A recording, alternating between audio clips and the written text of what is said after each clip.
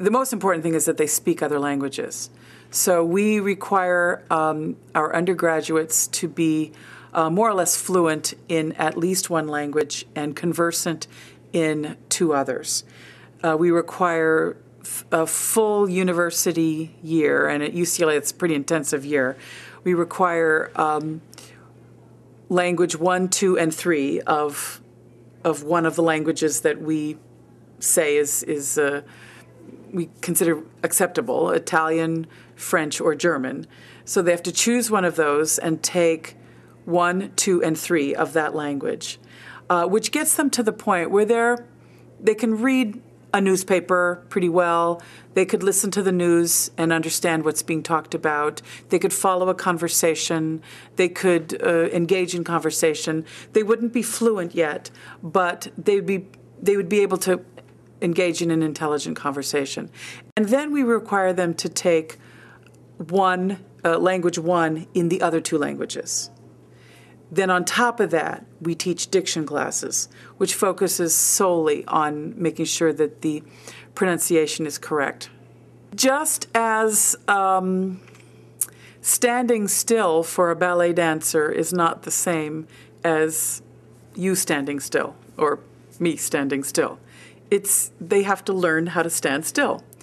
And so breathing for a singer is not natural. It's very unnatural because what we're trying to do is an unnatural thing. We are trying to sustain the exhalation process for as long as we possibly can with the highest level of coordination that we possibly can and with the greatest amount of air pressure that we possibly can. So to accomplish these things, there are some fairly simple guidelines that we incorporate. And there are many different ways of teaching breath support. I happen to feel that mine is particularly successful. It's the one I learned and the one I used in my career, and it's the one I use in my teaching.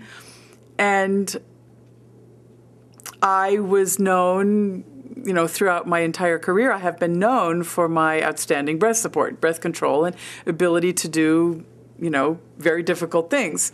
And my students are the same way. And so basically the breath support I teach, to simplify it tremendously, is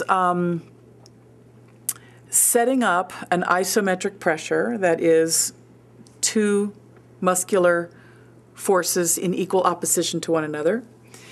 And these muscular forces are the Abdominis Rectus, which is the big muscle, the six-pack abs muscle that goes from the bottom of the sternum to the bottom of the pelvic basket and about side to side like this.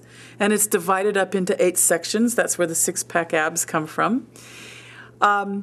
That muscle is basically held comfortably up and in at all times, which is just a state of good posture, but that produces one side of this isometric pressure.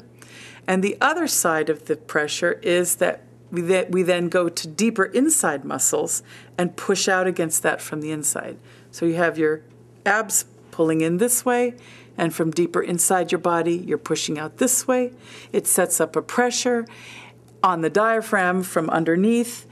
And so what this allows you to do is that when you take a really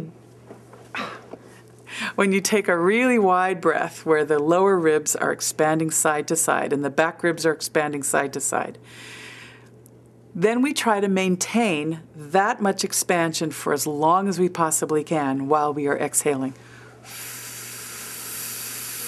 So in the process of trying to maintain that expansion, you feel right away that the abs start to activate. So anyway, my breathing lesson could go on and on, but